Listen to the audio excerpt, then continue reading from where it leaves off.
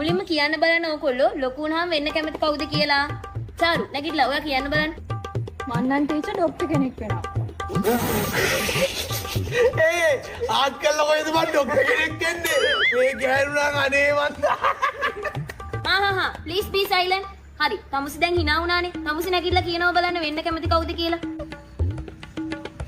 Teacher මන්නම් කැමති ඉංජිනේරුවෙක් වෙන්න. තෝත් මම බූරු වෙන්නේ ආත් කළා ඉංජිනේරුවෙක් වෙන්න බෑ. මේ උඹේ ගෑනිද? තොපි දෙන්නව ගැලපෙනවා. තොපි දෙන්න බැඳපන්. සයිලන්ට්. හරි. තමුසි hina වුණානේ හැම එකාටම. තමුසි නැගිටලා කියනවා බලන්න. මම නම් හිතන් ඉන්නේ ගගනගාමීක් වෙන්න. ඕ very good. අන්න හොඳයි. ඔයා එතකොට හඳට යන්නද හිතන් ඉන්නේ? නෑ මිස්. හැමදාම හඳට යන එකේ මං හිතන් ඉන්නේ ඉරට යන්න. තමුසි මහා මෝඩයෙන්නේ තරිදු. ඉරට ගියාම තමුසි පිච්චිලා මැරෙන්නේ තරිදු. ඒ ඉතින් දවල්ට ගියොත්නේ මම ඉරට යන්නේ රැට.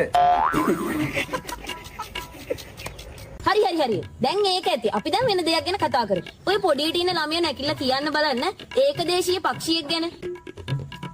ටීචර් කැහිබෙල්ල. බොහොම හොඳයි. තව එක්කෙනෙක් කියන්න බලන්න. ඔය ළමයා කියන්න බලන්න. ඇයි උගේ අම්මා? දැන් ඇති. දැන් මේ මං අහන අන්තිම ප්‍රශ්න තුන. මේ ප්‍රශ්න තුනට උත්තර දෙනවා බලන්න. දන්න කෙනෙක් නැකිట్లా. හරි. පළවෙනි ප්‍රශ්නේ. මේ ලෝකෙ මැව්වේ කවුද? දෙයියෝ. බොහොම හොඳයි. දෙමින්ද පුතා බොහොම හොඳයි. දෙන්නම් පුතේ.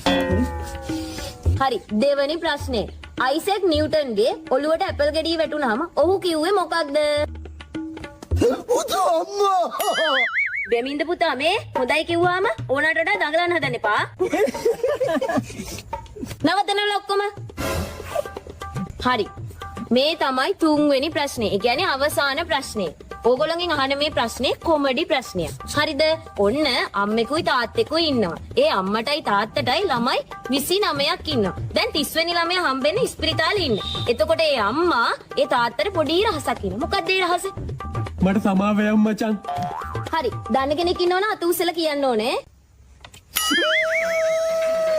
තෝකෙන් ආයි මට ඇන්නොත් ඔගේ ඕක කඩලා මං හපලා විසික් කරලා දානවා.